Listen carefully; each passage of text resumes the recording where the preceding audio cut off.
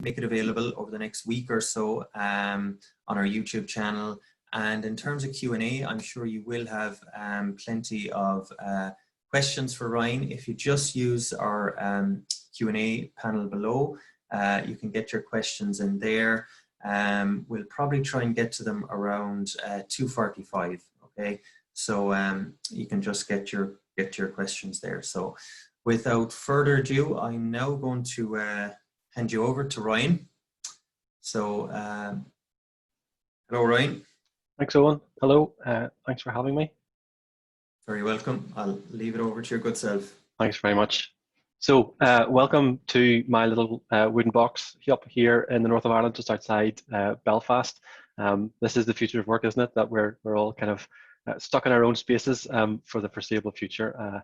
And hopefully we'll get back to the office at some point and see our friends. So what you were promised really today was that you would see live coding of a serverless app. And I guess I probably need to just get the lie cleared up immediately. There will not be live coding today. The effort required in building the app that I wanted to demonstrate to you was just a little bit too much for me to actually code it up for you here and now. But I will walk you through all of the code. So it's going to be a lot of code on screen, very few slides altogether, just to kind of keep the thing flowing along. So hopefully everybody can follow along and find something of interest to you. So yeah, so we're going to use CDK, the Cloud Development Kit. We're going to use the TypeScript programming language, and we're going to use React to build a little application. So before we kind of jump into that, I'm just going to kind of introduce myself to you so you can hopefully see me on screen, so I don't need to put my photograph here. I have not been a trainer at Instil long enough to have lots of snazzy marketing shots of me. I've only been here for a year as a trainer, and I've got 15 plus years as a developer behind me before that. So, you know, I thought I'd rather than put up a photograph of me in the classroom, which hasn't happened since March, I thought I would show you my favorite field, just because it's a nice photograph that I took during the week. And it's 100 yards or so from my house, looking out over the countryside towards Belfast. So yeah, so just to kind of introduce myself, I'm Ryan Adams. Get me on all of the social networks at Ryan G. Adams. I'm not very interesting on there, but feel free to follow me and ask me questions. And Instil, as Owen said, is a software development consultancy, and we've got a training team, and we're highly regarded at delivering classroom-based training courses around Ireland and the world. And that's a photograph of our office, which I haven't been in since March, and probably won't be in until next March, probably, or something like that.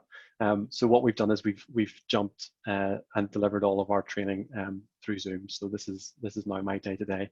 And since lockdown happened in March, Instil have delivered more than 40 deliveries, more than 40 courses, more than one a week of kind of intense 3-day classroom-based, except for distributed via Zoom.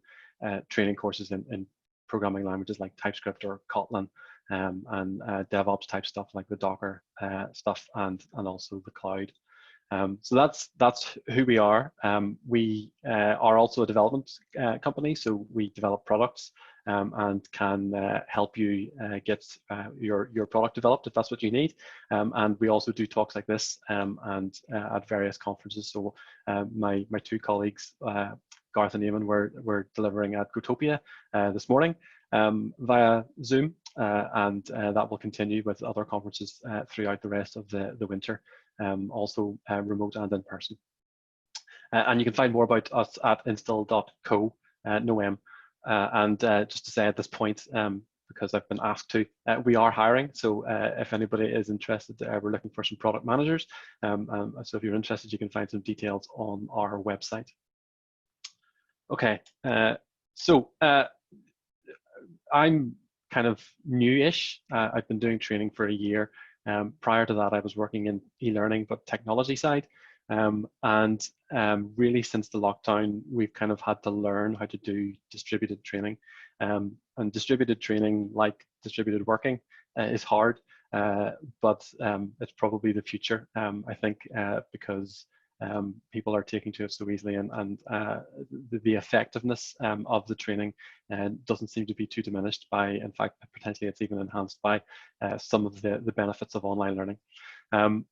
But the problem really is that the feedback is hard. So like this, I'm talking, and there's 30 something participants so far, but I'm not really going to get much feedback from you in real time.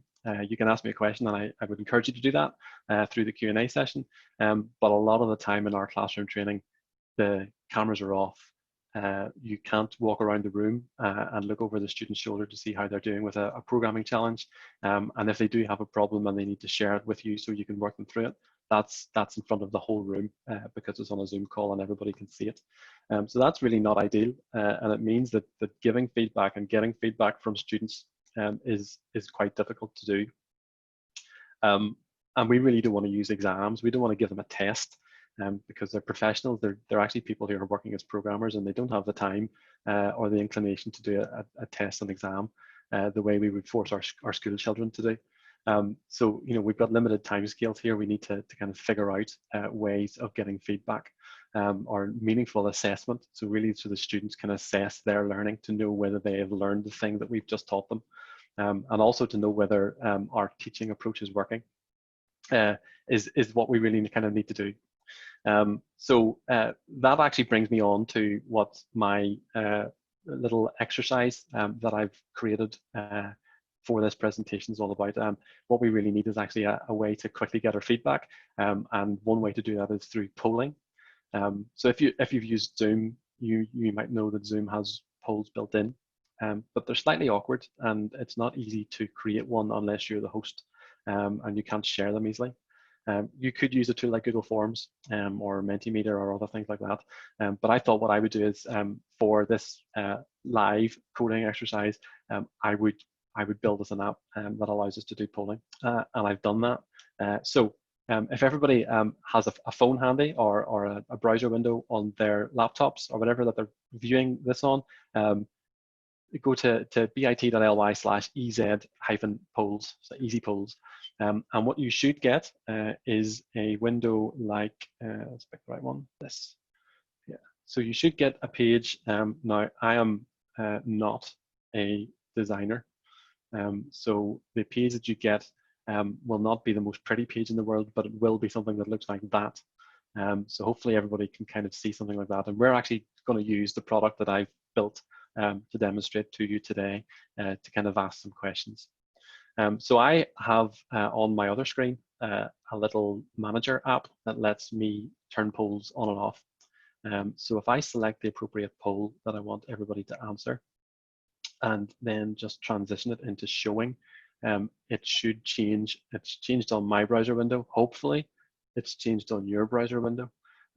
If it hasn't, then my app has totally failed miserably and doesn't work for everybody at all. But I think it will work. And so what I want you to do is just to kind of answer the question. So select the answer that is most appropriate or closest to your current understanding. So what option best describes your programming experience?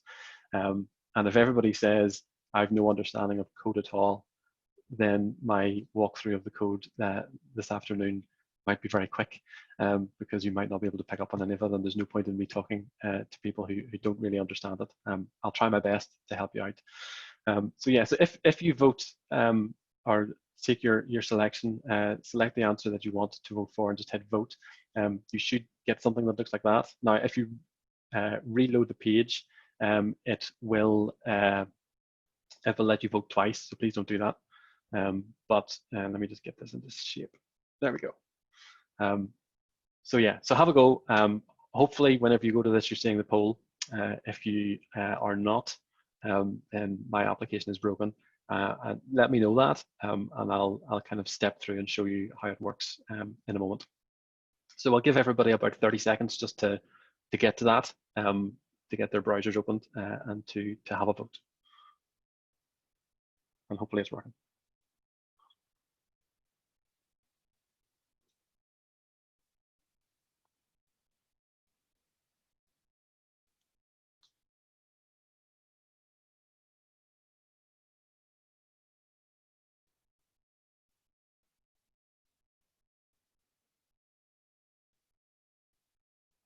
Okay, that's not quite 30 seconds, but I'm feeling like I want to move on. So we'll have a go at this.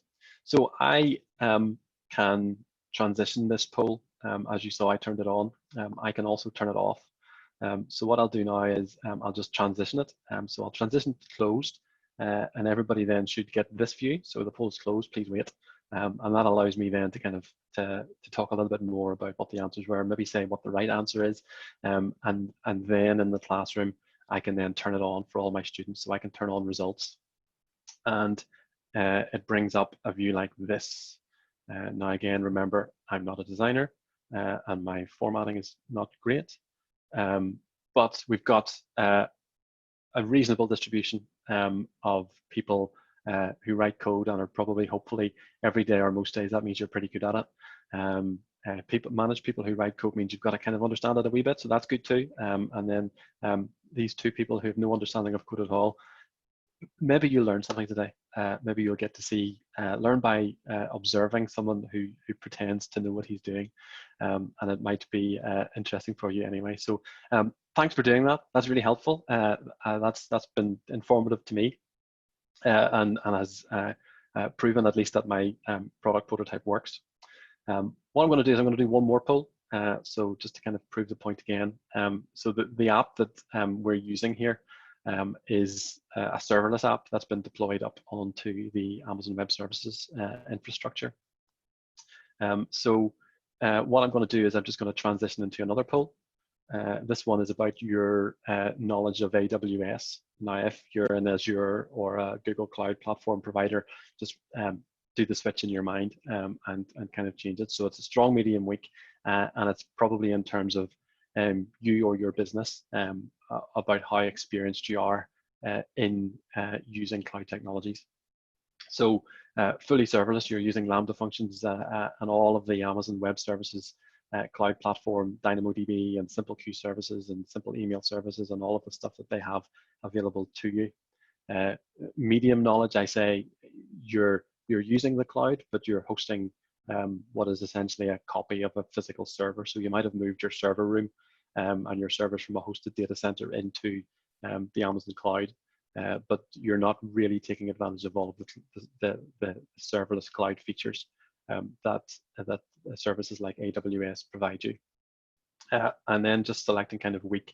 Again, I understand that you might know a lot about it, but you're not using it. So it's probably a very bad question, but it proves the point, I hope. So yeah, so you're mostly still on-prem. So you've got a server room somewhere in your company somewhere, and you're hosting your own tin and running your own servers. So if you just kind of, again, select the answer that's appropriate and hit vote, you should have plenty of time to do that, hopefully. So I'll just transfer straight to results at this point and see what we've got. Okay, cool. So we've got a couple of people who are super advanced and are fully serverless, and they never think about their underlying hardware or any of that processing capability. They're considering only cost per use. So the benefits of Lambda, where you don't pay for idle time, are being fully realized by at least two of you in the room. And then 50-50 split between medium and weak. So yeah, so I think that's the general progression that, and it's probably indicative of kind of the age of your company as well in some respects. I suspect that newer companies would never think of setting up their own in-house infrastructure, whereas more mature companies would. And also it depends on the industry that you're in, whether or not that's a good idea. But again, the application that we're running here is fully serverless, and so for those of you who are fully serverless already, you might not learn anything new, but for everybody else, hopefully there'll be something interesting for you today that you can kind of get out of. Okay, so thanks very much. That was really helpful. I guess I should, for completeness sake, show you the other end of the application. So I'll just bring in my little manager application. Now I've given this one a yellow bar so that it's clear to me that I'm using the manager app rather than the student view. And they're both React apps, so they're written in the React framework in JavaScript, which is really nice and flexible and able to build very responsive applications very quickly. And so I can kind of select polls depending on which one I like. So here's one about movies. Do you like Star Trek or Star Wars? And then I can just transition that one to showing. And then this one will, a second later, update to fetch that. And that's using a WebSocket. So I'll talk you through some of that stuff in the background as well in a moment. So there's an HTTP request server going on where I'm making gets and posts like standard web browser type stuff. And then there's a background communications channel, persistent connection using WebSockets.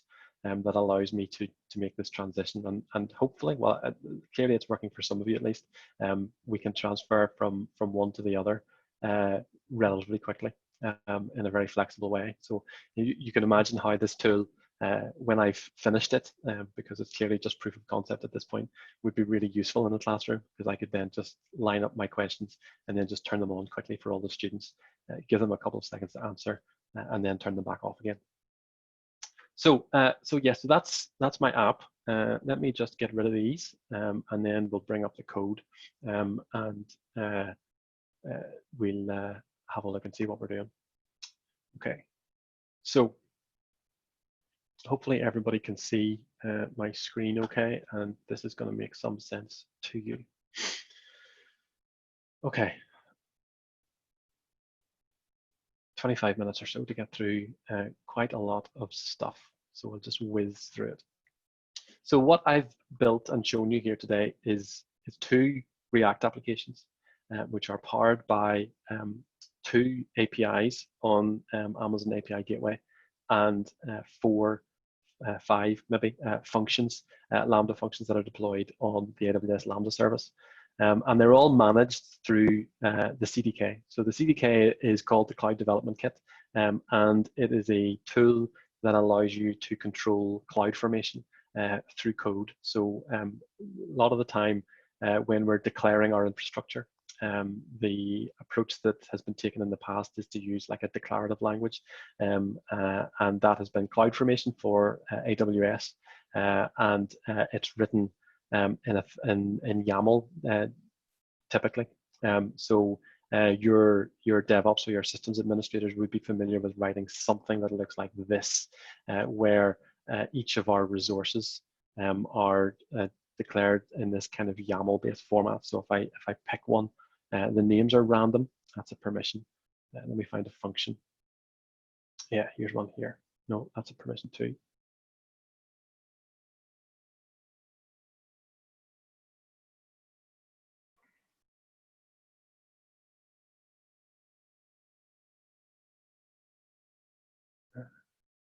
I should prepared this idea in advance rather than scrolling through a massive file. The point is, I guess, that we can look at the code that we've generated here, and if you understood CloudFormation, you would be able to figure out what we're looking at. But this selected piece of code here is the YAML CloudFormation declaration for a Lambda function, and in fact, it's my get handler. But it's complicated looking. Now, the CDK makes it a bit more complicated than it needs to be, but even so, it's still a complicated piece of technology that is really easy to get wrong and really easy to make mistakes with and to misconfigure an application. So as developers are wont to do, they look at this kind of declarative approach to code and go, I do not want to write a 600+ line YAML file to manage my infrastructure. I'd much rather do that in code. And the CDK gives you that option. So here is the entry point to our application, and it sort of is a little bit easier to understand than the pure YAML approach. So there's a pattern with the CDK that you've got a bin directory with your entry point in it. So this is the entry point to our application, and it's got two stacks. So in CloudFormation parlance, a stack is a selection of infrastructure that is deployed at once, and you can have multiple stacks sitting alongside each other. So we are deploying two stacks, a backend and a front end. Let me go into the front end first and kind of just show you a bit of detail about how this all holds together. So it's all written in TypeScript, and it's written in code and there's object-oriented code so that I can understand what it is that I'm doing and where I'm going. So in here, my front end, I'm declaring an S3 bucket. So whenever I declare this, this is going to build me an S3 bucket. I don't care about where it goes. I just want a bucket. And inside that bucket, I want it to be public, and I want the index document to be index.html. And then here, I'm deploying some code, some HTML into that bucket. So I'm telling the bucket deployment where the source is. So it's the build directory of my polls app. And the destination bucket is poll bucket, which is this one here. So I'm taking that this bucket that I've just defined and using it in the next step to say I want you to put files into that bucket. And then I want you to give me the domain name. So that's going to get output into the terminal so I know where to visit. And that's what I've used in the bit.ly link that I shared. And I've got the same thing again for my manager application. So I've got 2 React applications, which are all built to these directories. And then we've got 10 or 14 lines of code that actually generates the infrastructure on AWS for hosting that stuff. And when I run deploy, it's going to grab that code from that location, create me a bucket, put the stuff in it, make it publicly accessible, and then return me the URL that I can use somewhere else. So that's really the power of CloudFormation, that I've taken maybe 50 or 60 lines of YAML and shortened it down to 30 or 40 lines of code. And I could have done farther by refactoring this stuff, because I've basically done the same thing twice, except I've used a different source directory in 2 locations. So in my programmer mindset, there's refactoring that I want to do. I want to move some of that code and make it neater and more flexible, so that I can spin up multiple websites at a later date. And if I had all afternoon, I would show you that I would actually do some live coding, but I don't have all afternoon, so I won't. Okay, and then the backend is where I'm managing my functions. So again, here I'm actually deploying 2 APIs. So Amazon provide you with a service called API Gateway, which is essentially the landing point for your web services. And then you hook Lambda functions into various endpoints on that API. And I'm building 2 here. So I'm building one for handling all of my functions that I've built, my standard HTTP gateway. And I'm building one for my WebSocket API, which allows me then to have that persistent connection between the web browser and my backend, so that I can send messages back and forth. So let's just dive in a wee bit more and kind of get a wee insight into how this works. So then inside my my poll functions and API gateway construct, I then put in some stuff where I declare. So here's where I'm declaring my API. That's going to build me an API, and then I'm going to create routes on it that point to my functions. And I'm doing some cheating here in that web applications have a thing called CORS, cross-origin security stuff, so that it prevents me from accessing a backend server that has a different domain. And for the purposes of this exercise, I'm just making it wide open to the world, which is a bit of a security flaw. But given that we're just having simple polls, there's no big difficulty there. And then I declare a database table with DynamoDB, and DynamoDB is a NoSQL database. So all I need to do is declare a private or a primary key or a partition key, which in this scenario is a string with the name of ID. And then I can put whatever I want into my object. So this is where I'm going to store my polls. And I'm doing another one down here for votes. Whereas in this scenario, I've got a poll ID as the primary key, and then a sort key, which is the vote record, which is going to be your vote and what you voted for, or your ID and what you voted for. So then I can very easily get them out and do some calculations with them at a later point in time. So there's my databases done in 4 lines, and then some permission stuff, and then here I've created a domain-specific language really for my functions. So if I just minimize this for a second, what I do down here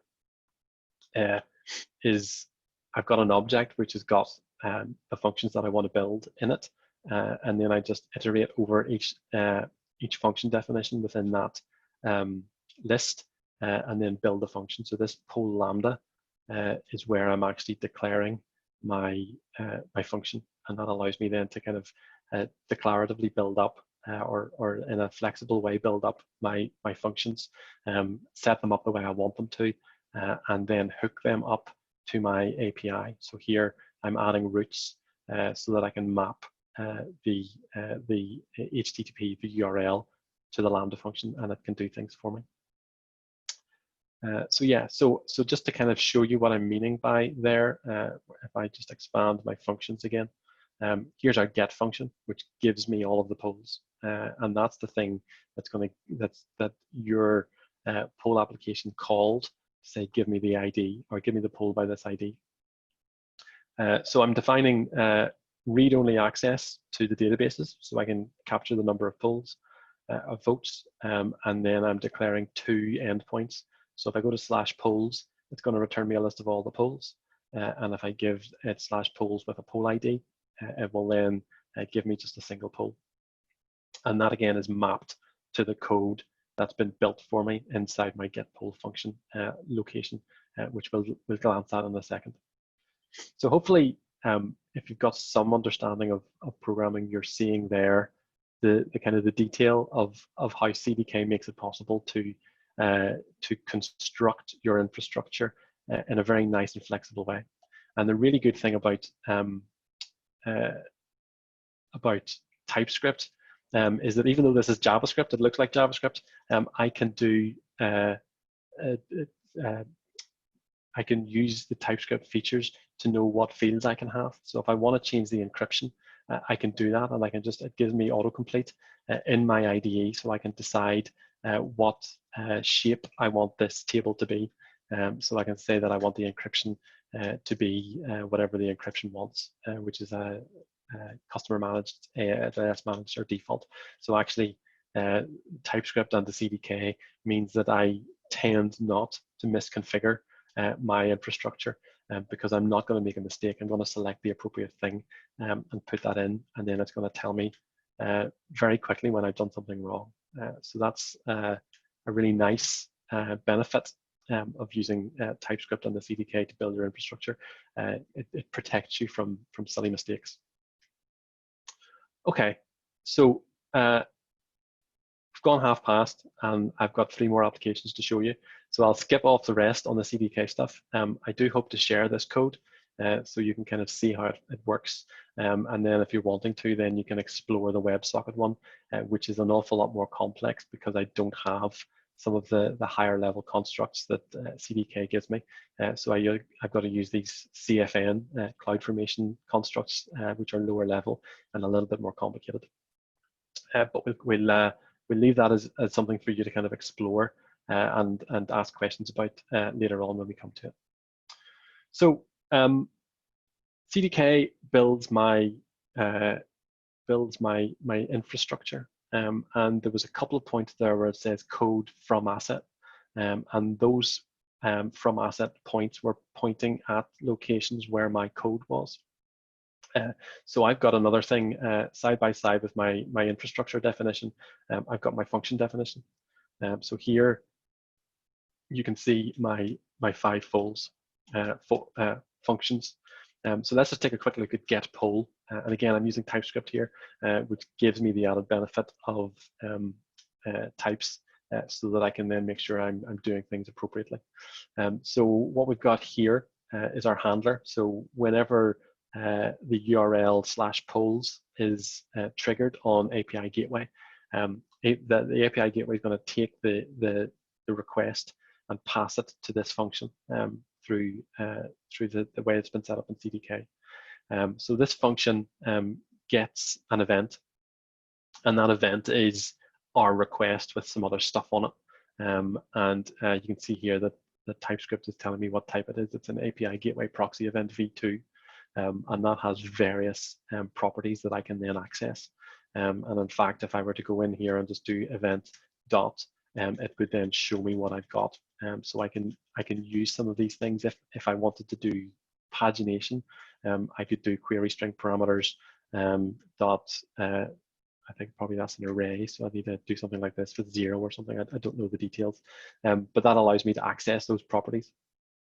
So what we're doing is we're checking to see whether the path that we're asking for is /polls, and that means give me all the polls, and then we just go and get them and then return them inside a success method. So I've got a little helper that just generates the appropriate response in the format that API Gateway expects and returns that back to the client. So I'm returning an HTTP 200 OK with the result of all the polls coming back to me. And if I were to go to my polls manager, actually, and show you that network.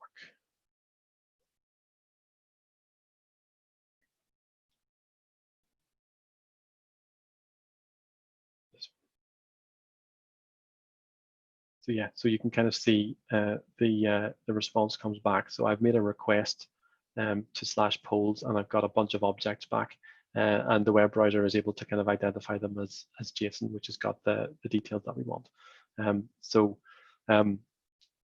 The success handler makes it a little bit easier for me, and I don't need to kind of worry about doing it wrong. But the other good thing is that TypeScript will tell me when I've done it wrong. So if I just do that and say don't return anything, so I'm programming away and I forget, I do get this error, and it says complicated code response, but it says that it's not assignable, so that the result is wrong, and the result is wrong because I don't return something, and TypeScript protects me from that. So this is our simplest function, where we're simply checking to see whether it's all polls or a specific poll, and if it's a specific poll, then we just get that single poll, get its votes, and then return that. So these two functions here, in fact, these three functions here, are stored in a sort of a data module that lets me abstract away some of the details from the function. And all I'm doing here is I'm using DynamoDB. So I've got a document client that lets me get information from DynamoDB. So if we get polls, I'm using scan, and that's going to return everything from the polls table. And whenever I've got 1,000 polls, that's probably going to break. But for now, with my 5 or 6, there's no issue there, and I can quite easily respond back with that information. And again, I'm using TypeScript to give me the type protection, which means that I don't make mistakes with my programming and get an object that doesn't have a property that I want, for example. Okay, so that's my get poll. Hopefully that makes sense to you, or you kind of see how that holds together.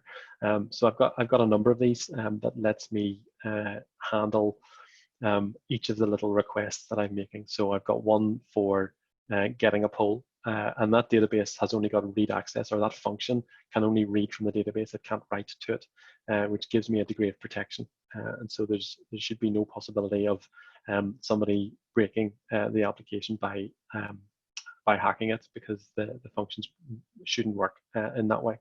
I do have an update poll function, which gets the data and then pushes it into DynamoDB. And again, I'm using put, so I'm just taking an object and putting it in, and that handles it. So DynamoDB doesn't actually really care about the structure of your data. So if I've got an object, a JavaScript object, I can just push that into DynamoDB, and it can create all of the fields that I want for me, which will make things really easy. Okay, so those are 2 of my functions so far. I'll not show you the vote one, but what I will show you is this WebSocket one, because it's a little bit more complicated. So I've got a bunch of stuff here, but the way a WebSocket works is that you initiate a WebSocket connection on your client to a location, and that initiation calls connect, and then there's a connect event.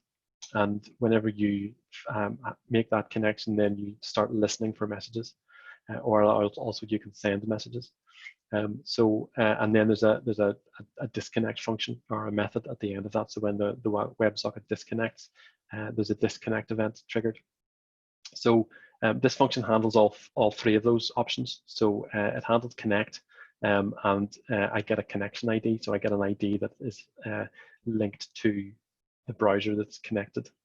So whenever the connect happens, I save it, and that lets me broadcast.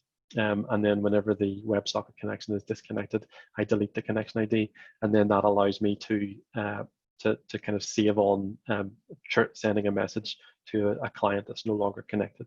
So what you might find is that your socket disconnects at some random point. I haven't tested this in great detail as to when that happens, but you might lose state at some point. But just a reload will usually fix it. And then I've got two sort of features or routes that do the same thing, which basically just a message has been sent, and it's either sent to poll, which is a specific action, or it's sent to something else, and something else is then mapped here to default. So this is the catch-all for messages that it doesn't support. And all I do at that point is I process the message. So what I do in the processing of the message is I've got 3 different types of message that it could be, and I'm using TypeScript's advanced types feature to kind of encompass that. So I take my object and I store it as a thing which is a socket message. And if I look at socket message, a socket message is actually one of these 3 types. So a socket message type is either an admin handshake, so it's the admin connection from the manager making the connection. It's a new state, so transition from waiting into results, for example, or it's a state check, which happens when the browser reloads and it fires up a state check. So I can take advantage of some of the union types from the TypeScript language to encompass these 3 types into socket message, which then allows me to do some checking. So if it's an admin, then I can process the admin, and this method here, process admin handshake, does something actually that's not a helpful one. It's send message, needs a state, so allows me to control what I'm doing it. So if it's an admin, do something. If it's a state check, send the state or process the state change. And state change here, you'll see if I hover over it, requires an object of type poll state. And it's not complaining at me because I've discounted the other 2 options in my checking. So socket message has been converted here to a poll state. So then in my process, all I'm doing is I'm checking to see whether it's an admin. So is the connection that has sent this message the admin user? And if it is, then broadcast that message to all devices. So that's where I've stored my connection ID. Remember, I'm just stepping through each connection ID that's currently active and sending them a message to say, by the way, the state has changed to this and the application changes. So yeah, so this is a slightly more complicated application where we're either saving, deleting, or processing the message, and the message has 3 different options. So there's a fair amount of code here, even in the WebSocket, to make it work. So that's all the backend stuff. So that's my backend stack. I'm using Webpack to compile my applications. So Lambda requires JavaScript, and I'm writing this in TypeScript. So I need to convert my TS files here into JavaScript. So I've got a Webpack set up here where I'm telling it where the function is. So I'm telling it the function root and where it's stored. And then I want them to build for me. And so they're all built into this dist directory. So get poll here, this little short snippet of code gets converted into some Webpacked JavaScript that looks like this. And that's something that the Lambda can handle. So that bundle is what I then pass in my CDK to say, put this as the source of my function, and it does it for me. So there's a couple of steps along the way to make that work. I need to bundle my applications, build my functions, and then I need to run my CDK to deploy them and see how that all holds together. And I can make use of the tooling to do that. We use Yarn or NPM to do build processes on our apps. So I've got a script here, build functions, and I can just hit the green plus, the green arrow here to run that script. Or I can use kind of a built-in configuration where I can run the build function script with the NPM tool. So doing that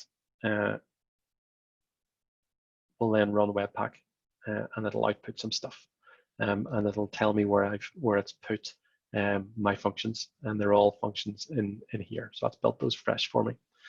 So I need that to run before I can deploy my stack, my applications.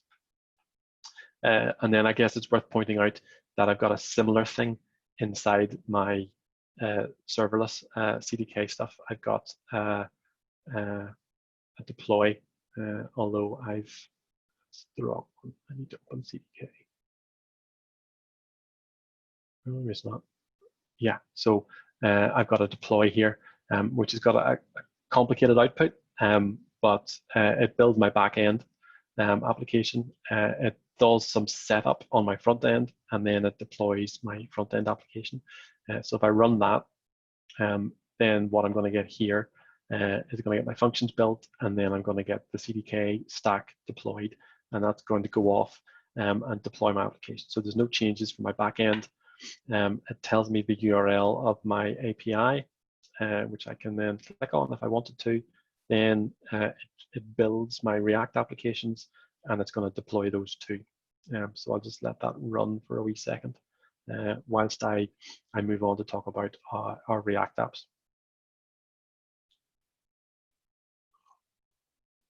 And I've got 15 minutes, so I've got to talk fast. Time to get your questions in now, because I'm going to bring us to a conclusion. So let me just show you the polls app, not the polls manager app. So this is a React application, and if I go to this application here, you can then see some of what I'm doing. So React is a framework built by Facebook, and gives a really nice way of writing JavaScript for building user interfaces. And I've taken this approach. If you're familiar with front-end web development, you might be familiar with tools like Redux for managing the state of your application.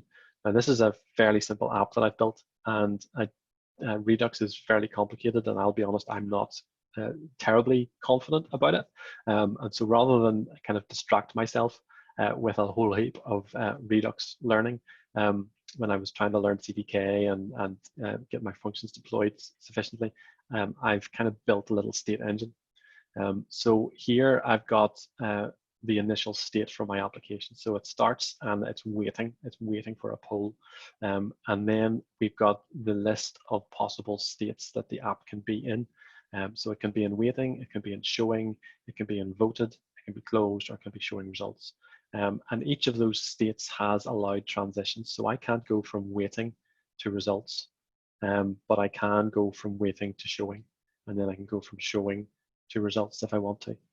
So the application state is defined here, and the rules for how things transition from one to the other are defined here. So if a WebSocket message comes into the client to say transition to results, and the current state is waiting, then it won't work, and it'll ignore it, which gives me some protection so that I know that my application is in a known state. It makes it a little bit stabler, so that I'm not, it's not possible to be in any number of states. There's only a set number of states that it can possibly be in. And that's how I'm controlling it here. So it kind of steps through that. And then the current state is dictated by the WebSocket. So in my states application, I set up the state socket, and then I've got this on message. So whenever I hit broadcast in my Lambda function, it sends a message to each client, and the message that it sends is a state event, and a state event has a transition state, so go to waiting, and then possibly a poll ID to say this is the poll that you should be showing. So that happens. So the message comes in from the WebSocket, and then set state is called, and that state is then just transitioned into the state that's been provided. So that's how the WebSocket ties into the React application. So it basically sends messages to it, telling it what state it should be in right now, and then those states are transitioned into. So then, if I just very quickly show you the application itself, the state engine type scenario that I've constructed allows me to do a really simple sort of iteration step here, where I define an object with the assumed states, and you'll notice that voted isn't here because it's part of the poll state. So it's either waiting, showing, results, or closed. Those are the messages that you'll get from the WebSocket. And then it gets the current state, and it just selects the appropriate response and renders that out. And so what you're seeing here looks like HTML, but actually is JavaScript. And that's part of the React application, where I can render waiting for poll, which is just that paragraph tag, or the poll itself. So the poll itself, down at the bottom, again, what this component, this React component returns, is a thing here that looks like HTML, but in reality is some JavaScript that handles various components. So I'm basically just rendering out my form with my inputs, and then an on-change event so that I can then capture the vote. So when I submit the vote, then I just make the post request to the Lambda function with the response of the vote, and that vote is then stored in the system to make it kind of pull together. So that's whistle stop, but that is the application. I will hopefully, if I just get this code reviewed and satisfied that it's safe to publish, I'll put this code up on an open source Git repository, either Bitbucket or GitHub, so people can kind of see that separately if you want to go exploring and see how I've done it. So most of it's pretty standard, but some of it is a bit new, and for example, it's very hard to find examples of the WebSocket implementation on the HTTP gateway from API. So that might be something that people are interested in looking at. But yeah, so I'll not go into the polls manager because it's just another React app that looks very similar to the one that I've built for polls. And instead, what I'll do is I'll just bring up something to make sure that I don't lose myself. Yeah, in case I didn't say it, the cloud is not as easy as you think. So getting the CDK stuff right, it's easier with CDK, but it's not very easy. But having good tooling, so I'm using WebStorm here, and that makes it really easy to build applications because TypeScript and WebStorm together flow really nicely. But having good documentation to point you in the right direction is super helpful. And of course, if you wanted to come on an Instil course, bit of a sales pitch, we have an AWS with TypeScript course that you would end up building something similar to that application on the course. So we would guide you through the whole CDK, TypeScript, and React application development, and you'd get to the point where you would be deploying an application onto the AWS infrastructure that uses TypeScript and the CDK to manage your application. So we're on the SkillNet trainer register, so give us a call if you're interested in that sort of stuff. Okay. Thanks, Ryan. If you can just, put on your screen there. I'm just going to help you out with a few of the questions here. We have a few minutes left. And just a reminder to everyone that's still dialed in to get your questions into Ryan now while we have the chance. So just a question here from Sean DC. Is the benefit of doing it serverless mainly so that you don't have to manage all the VMs in AWS how do you start a serverless app so that the web app is running as opposed to starting, stopping EC2 instances? Yeah, so the real benefit of serverless, of Lambda, of AWS Lambda, is that you don't pay. It's essentially just one function with that entry point and an exit point. So it receives an event, it responds to that event, and then it returns something. So if you're building a web application, you don't need to run a VM. You don't need to think about it uptime. So if your web application is running in a virtual machine on EC2, you're paying for it every hour that it's live, and in fact you're paying for the storage even if the EC2 instance is stopped. Whereas with a Lambda function, if it's not running, you don't pay for it. Now you might pay for the S3 buckets or the DynamoDB table, but the Lambda function itself is cost per run, and you can kind of see that. I wonder, can I very quickly share again? Hang on, let me log into the console and then bring my screen up to show you. Yeah, okay.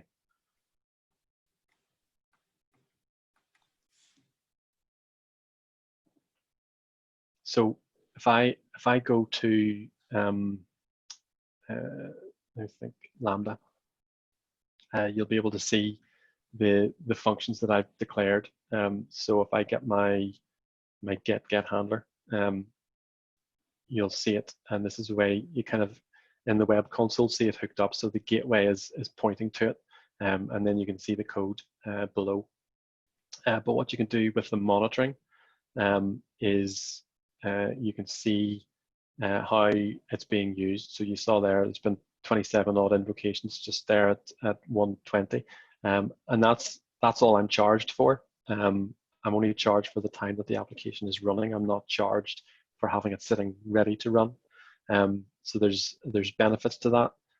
Now it can add up if you get hundreds of thousands of people hitting your application, or your application is fairly slow running or has got a lot of is pretty big.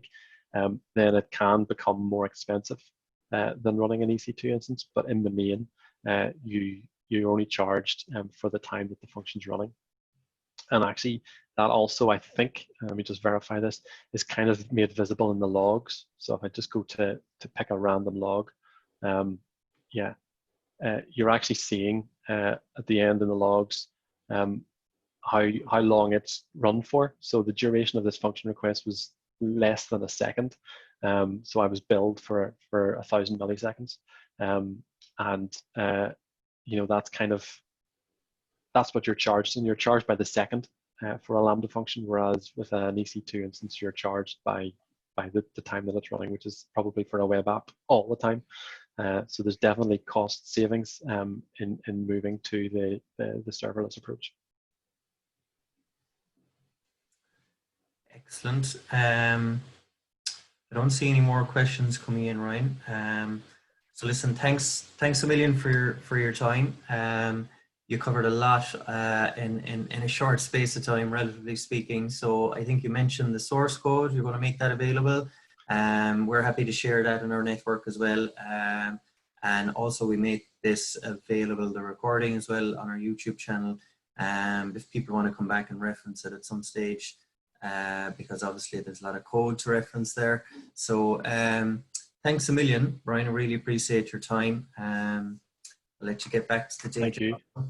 I hope people find it helpful and it wasn't just me talking too fast for an hour.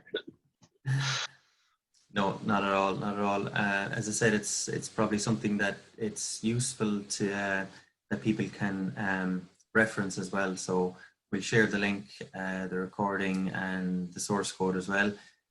So listen, thanks a million. Just a reminder to everyone, if you're dialing in tomorrow, 9 o'clock, keynote from Colin Clark from Nibert. He's going to speak about data analytics and digitalization of biopharma. In the afternoon, we also have a workshop from Dave Clark Analytics. So he's going to speak about data analytics with reference to the biopharma space. And finally, at 3:30, there's a members only event. It's our own Liam Casey, CEO and founder of PCH International. It's going to be kind of a special one-to-one with him. So Thanks for everyone for tuning in, and we hope to see you tomorrow as well. Thanks.